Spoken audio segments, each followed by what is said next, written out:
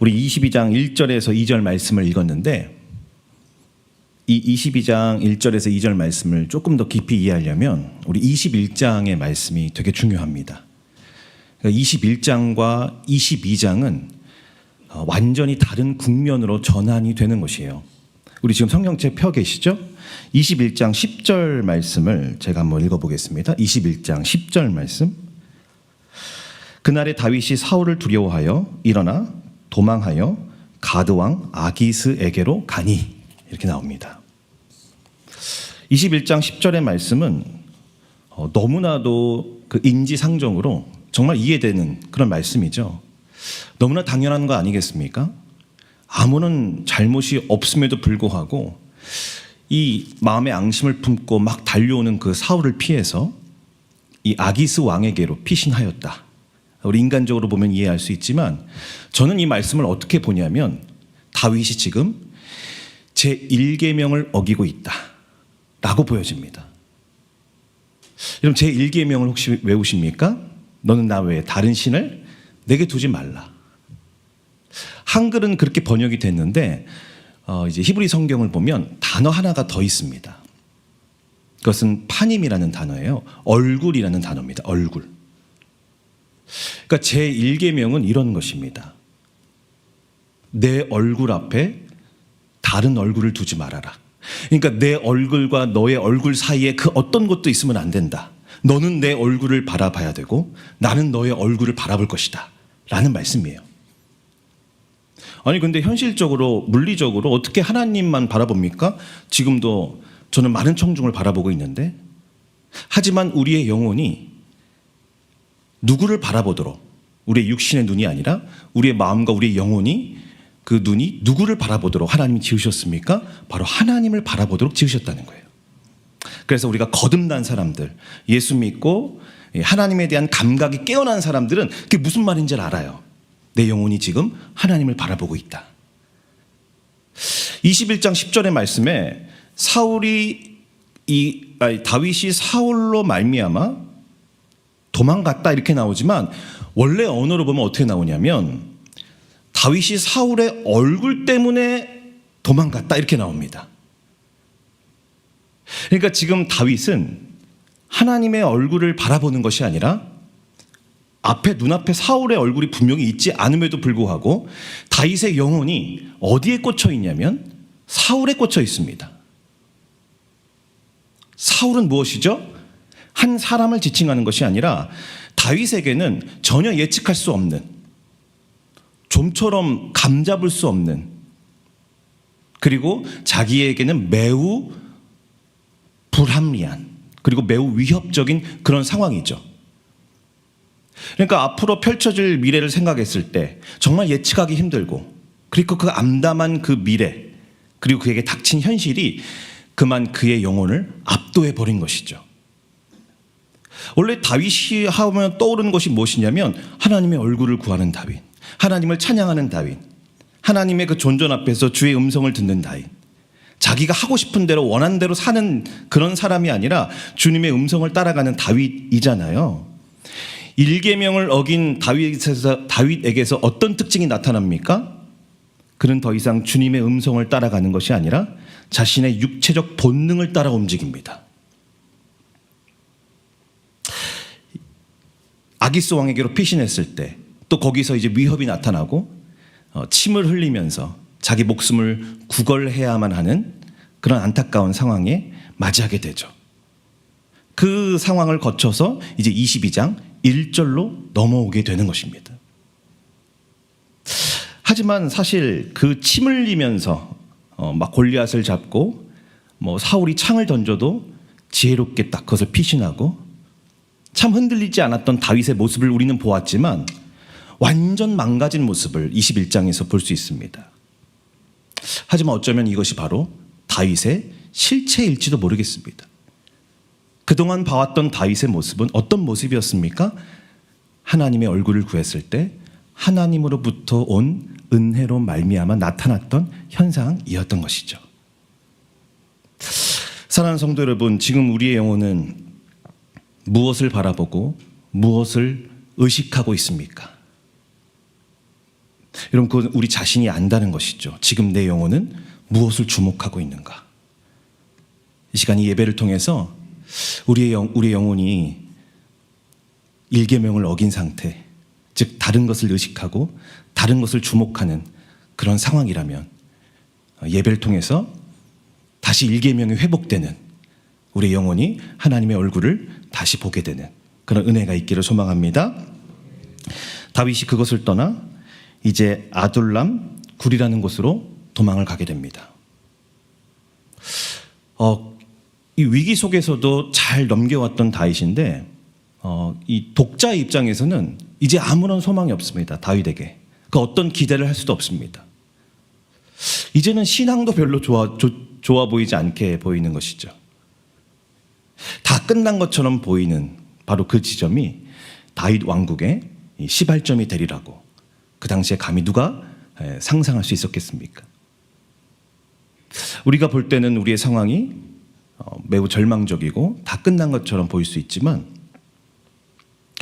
하나님은 그 막다른 곳에서, 우리의 절망 깊은 골짜기에서도 언제든지 새로운 일을 시작하실 수 있는 것이죠. 왜냐하면 하나님은 전능하신 창조주이시기 때문입니다. 이 다윗은 이제 그곳을 떠납니다. 그리고 새로운 곳으로 가죠. 그러니까 아기스 왕을 떠나고 아둘람 굴이라는 곳으로 갑니다. 그럼 다윗이 어디를 떠납니까? 하나님의 얼굴보다 사람의 얼굴을 의식했던 곳을 떠납니다. 하나님보다 세상의 힘을 의지했던 그곳으로부터 다윗이 이제 떠나는 것이죠. 그리고 다윗은 새로운 곳으로 갑니다. 아둘람 굴이라는. 여러분, 그곳은 어떤 곳입니까? 생존 그 자체가 위협이 될 수 있는 매우 척박한 곳입니다. 이런 곳에서 과연 내가 살아남을 수 있을까 의심하며 두려워할 수밖에 없는 그런 상황입니다. 여러분, 또한 그곳은 어떤 곳입니까? 아직 앞길이 창창한 젊은 다윗의 그 미래, 안녕, 그 어떤 보장도 주어질 수 없는 그런 곳입니다. 하지만 그러기 때문에 그곳은 어떤 곳입니까? 하나님을 가장 잘 의지할 수 있고, 다시 다윗의 영혼이 하나님의 얼굴을 의식할 수 있고, 하나님께 깊이 기도할 수 있는 것이죠. 여러분, 그렇기 때문에 우리에게 정말 좋은 곳은 어떤 곳입니까? 진짜 우리를 살릴 수 있는 곳은 어떤 곳입니까? 우리의 눈으로 볼 때 안전하고 편한 곳이 아니죠. 하나님과의 관계가 깊어질 수 있는 그곳이 바로 정말 좋은 곳입니다.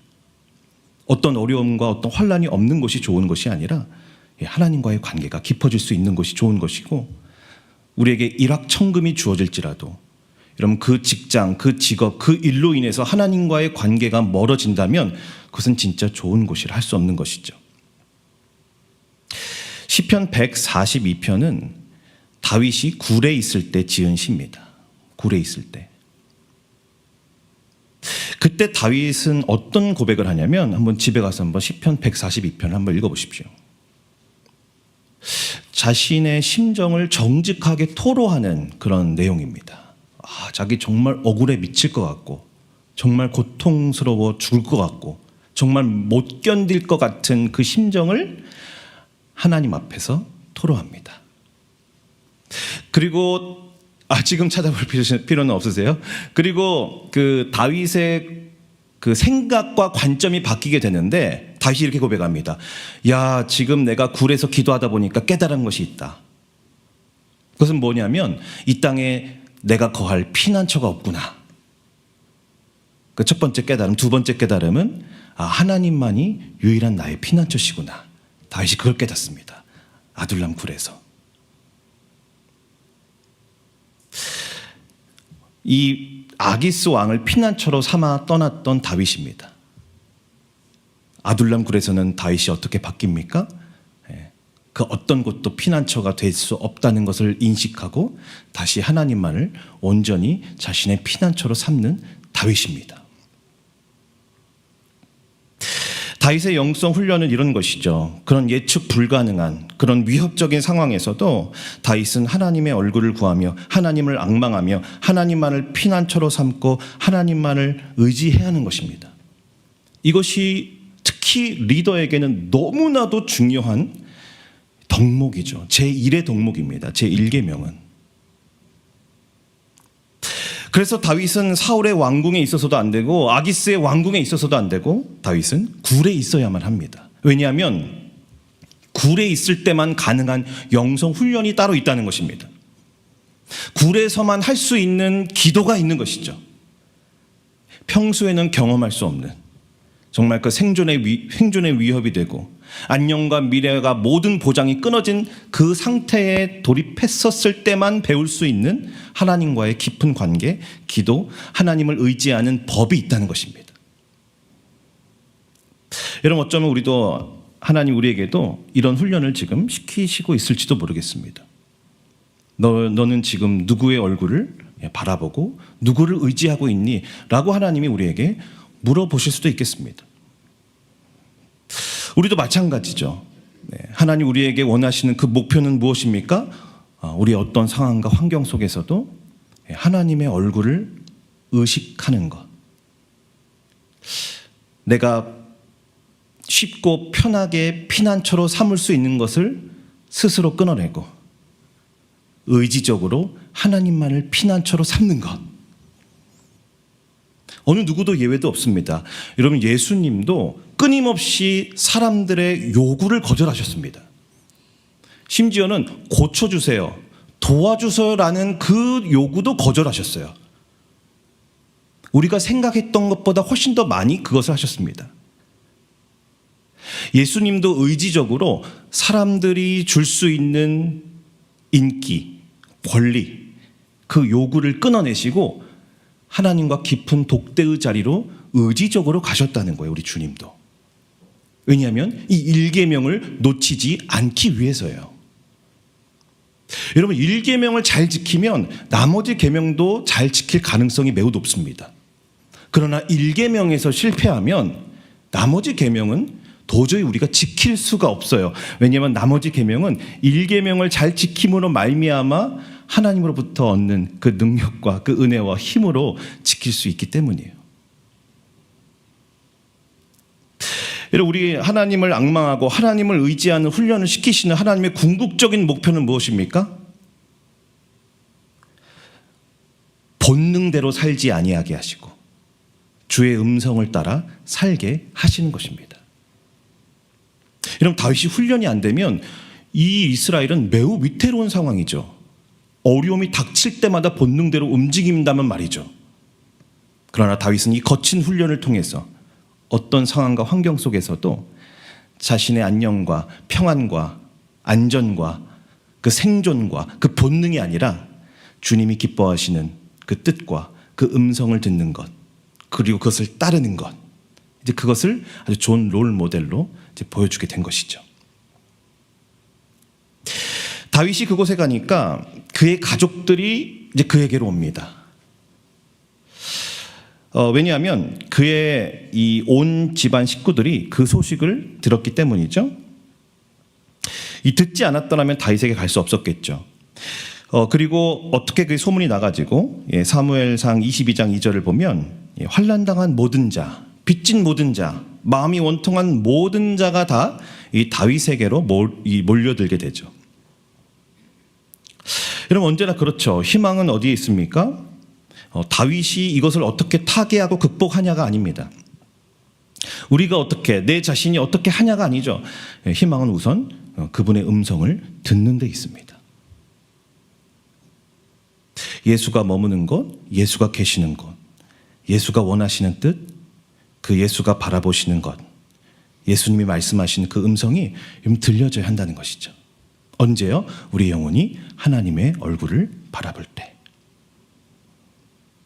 어려움을 겪고 있는 사람들, 빚을 지게 된 사람들, 그러니까 경제적인 채무가 있는 사람들, 마음에 원통한 사람들이 다 다윗에게로 몰려들게 됩니다.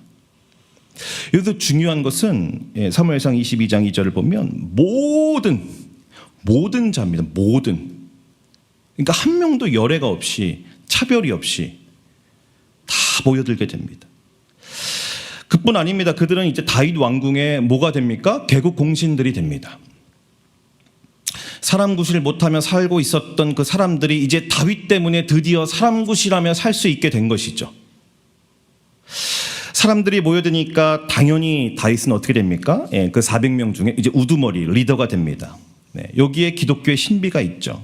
세상은 높아지는 것을 추구합니다. 오늘 이제 절망에서 시작된 하나님 나라가 제목인데, 세상은 끝도 없이 높아지려고 하죠. 권력의 지근거리에서 수단과 방법을 가리지 않고 떠나지 말라고 요구합니다. 만족이 없습니다. 끝까지 가죠. 하지만 기독교는 낮아지라 합니다.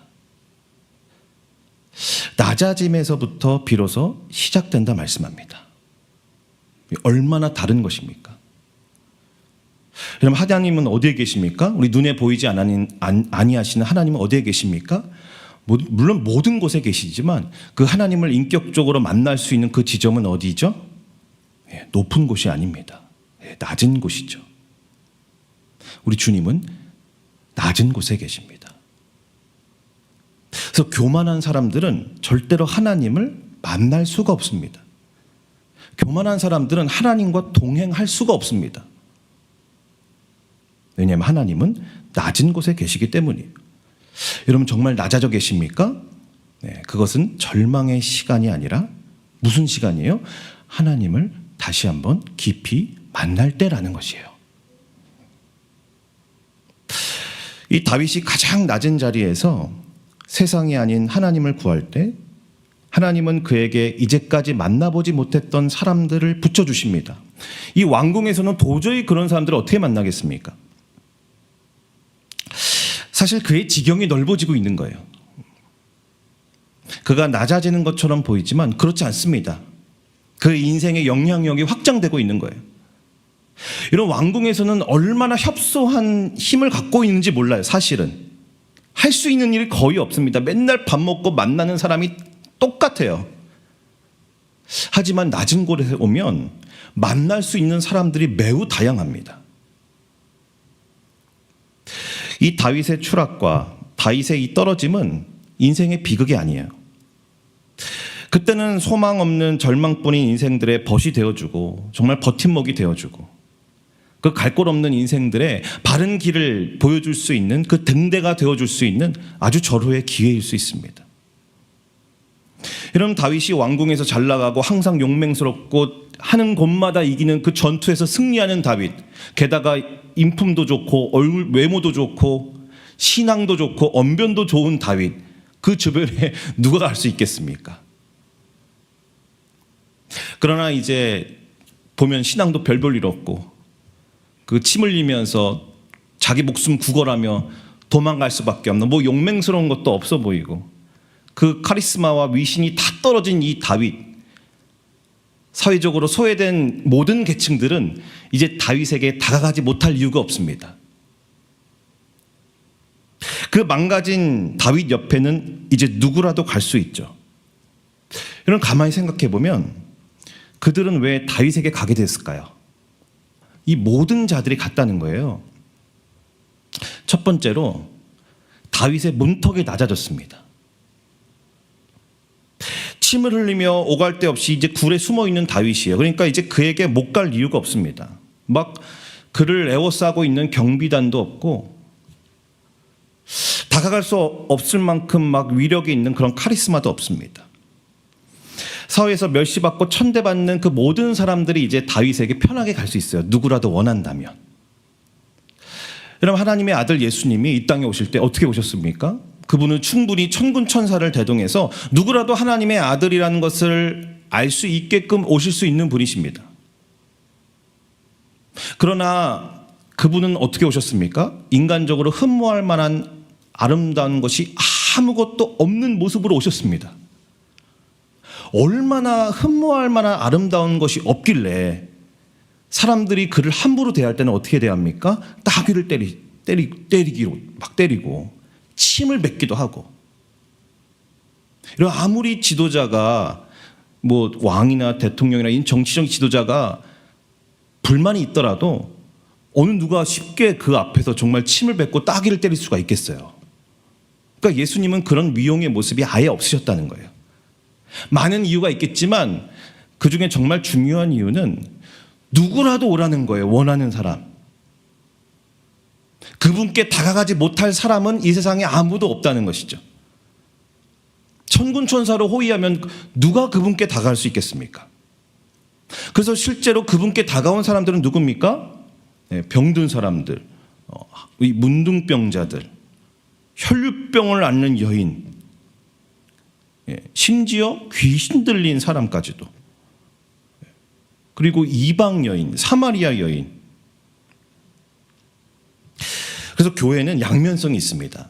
첫 번째로 누구라도 우리 온가족 데이 때 초청을 했지만 누구라도 원하는 자 누구라도 올 수 있다. 그러나 이 보편성뿐만 아니라 독특성이 있어요. 교회가. 저 다시 한번 느끼셨죠? 와, 교회에 오는 것이 정말 쉽지 않구나. 그러니까 교회를 안 다니신 분이 이 교회라는 문턱을 넘는 이 자체가 정말 어려운 일입니다. 이건 정말 기적 같은 일이에요. 참 너무 신비롭지 않습니까? 누구라도 올 수 있습니다. 그러나 또 다 오는 건 아니라는 것이에요. 우리가 아무리 잘해주고 밥 사주고 커피 사주고 우리의 이해관계가 있고 하더라도 참 오기 힘든 곳이 교회라는 것이에요. 저도 정말 예상치 못한 장결자로 이름을 써놨는데 계속 연락이 안 돼가지고 막 이랬던 그 장결자가 5월 31일 날 딱 이제 보게 되고 저한테 계속 오겠다고 약속한 분들이 계셨어요. 근데 그분들이 갑자기 그날 일이 생겨가지고 이제 못 오게 됐습니다. 그걸 보면서 야, 이거 정말 신비로운 일이다. 우리 주님께는 누구라도 올 수 있는데 아버지께서 이끈 자만이 정말 주님께로 올 수 있구나. 오늘도 우리가 자발적으로 온 것 같지만 어떻게 와 있습니까? 아버지께서 예배 자리로 우리를 이끌어 주셨는 줄 믿습니다. 그럼 두 번째로요. 다윗이 만만해서 다윗에게 간 것이 아닙니다. 다윗이 문턱이 낮아졌다고 다윗과 친구 먹으려고, 다윗과 좀 친하게 지내보려고, 다윗과 농담 따먹게 하기 위해서 다윗에게 간 것이 아닙니다. 이런 그들은 절박한 사람들이에요. 왜 갔겠습니까? 다윗에게 기대를 걸어보는 것입니다. 희망을 걸어보는 것이에요.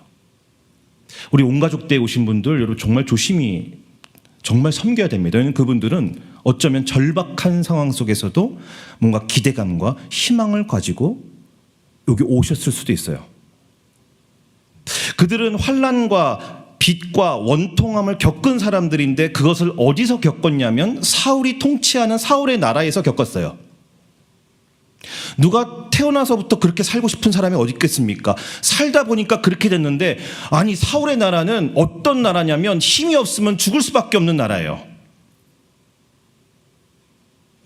이 약자에 대한 일말의 긍휼도 없는 무자비한 곳입니다. 이들이 다윗은 다른 통치를 할 거라는 기대감을 가지고 있어요. 그는 사울과 다른 통치를 할 것이다. 그러니까 사울의 나라, 하나님의 나라에 마땅히 있어야 할 인애와 긍휼과 공의와 정의, 그것을 바랬는데 사울의 나라에서는 그것은 눈 씻고 찾아볼래야 찾아볼 수가 없고, 저 다윗 청년, 저 하나님을 의지하고 하나님께 믿고 하나님께 붙들린, 하나님께 선택받고 기름 부음 받은 저 다윗에게 한번 기대를 걸어보자는 거예요. 다윗의 통치를 한번 희망해 보자는 것이죠. 다윗에게 가면 다윗은 다를 것이다 라는 기대감입니다. 하나님은 다윗에게 사람들을 붙여주십니다. 22장 1절과 2절을 계속 보면 그는 분명히 도망자 신분인데 이제 점점 주인공으로 바뀌어가고 있다는 사실을 알 수 있습니다. 하나님이 사람들을 그에게로 인도해 주셨고 하나님은 그를 세우셨죠. 여러분, 그 절박한 사람들이 잘 먹고 잘 살아보기 위해서 다윗에게로 갔겠습니까? 무슨 부귀영화를 꿈꾸면서 다윗에게 갔겠습니까? 거기 말고는 오갈 데 없는 이유가 첫 번째 이유이지만 더 본질적으로 내면의 근원에는 새로운 인생을 꿈꾸는, 희망하는 그런 마음입니다. 새로운 정체성을 얻고 자아 존중감을 받고 이 망가지고 실패한 인생을 딛고 일어설 새로운 비전과 가치를 발견하고 싶은 마음입니다. 이 사울의 왕국에서는 자기가 빨간 딱지가 붙여진 인생이지만 다윗의 나라에서는 뭔가 재기할 수 있다는 희망이죠. 쓸모없는 실패자로 사울의 나라에서는 낙인이 찍혀졌지만 다윗에게로 가면 나도 하나님의 나라를 위해서 무언가 기여할 수 있는 그런 인생이 될 수도 있다라는 일종의 기대감 말입니다. 다윗이라면 사울과는 좀 다를 거야라며 밝은 미래를 꿈꾸며 나아가지 않겠습니까? 여러분, 어떤 사람들을 만나냐에 따라 그 사람의 인생이 정말 바뀌어요. 그러니까 워린 버핏이라는 사람은 그 사람과 점심 한 끼 먹기 위해서 사람들이 20억, 30억 이렇게 돈을 준다는 거예요, 부자들이. 왜냐하면 그 사람과 점심 먹은 그 1시간, 2시간, 그 사람이 말한 그 말 한마디, 자기 세계관에서는 결코 얻어낼 수 없는 그 통찰력과 그 지혜, 그걸 인사이트라 그래요. 그거를 그게 이제 20억, 30억보다 훨씬 더 귀하다는 거죠. 여러분, 이제 이 사람들의 인생은 변화하게 돼요. 왜냐하면 다윗을 만났기 때문이에요. 하나님의 사람 다윗, 하나님의 아들 예수, 공통점이 있습니다. 그건 뭐냐면 사람들이 다가가면 사람들 안에 억눌려 있던 잠재력이 끌어나오더라는 거예요. 이 사울과 함께 사울의 통치에서는 눌려있고 죽어있던 영혼들이 다윗의 나라에 오니까 아니 결국 공신들이 되더라는 거예요. 넌 빨간 딱지 붙였어. 너는 이제 신용불량자야. 넌 아무것도 못해. 라고 이렇게 낙인 찍었던 사람들이 아니 다윗을 만나니까 매우 용맹스러운 전사가 되더라는 거예요. 왜냐하면 예수님은, 그리고 다윗은, 하나님의 사람은 그 사람을 어떻게 바라봅니까? 세상이 부여한 관점과 가치가 아니라 하나님이 지으신 그 창조의 목적, 그 원형 그대로 바라보더라는 거예요. 너는 빨간 딱지야, 세상에서 말하지만 다윗에게로 가면 아니야, 넌 개국공신이야. 너는 창기야, 예수님에게 가면 아니야, 넌 신부야. 넌 고아야, 아니야, 넌 자녀야. 너는 민족을 배반한 세리야. 아니야, 너는 성경을 쓰는 성경 저자야.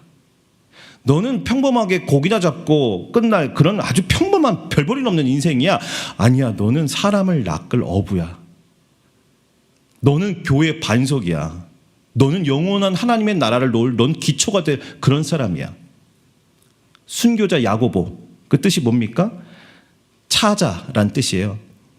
그 승자가 되기 위해서 남의 뒷발꿈치를 밟고, 그러니까 수단과 방법을 가리지 않고 속된 말로 남의 등을 쳐먹어서만이 살 수 있는 이름이란 뜻이 야고보예요.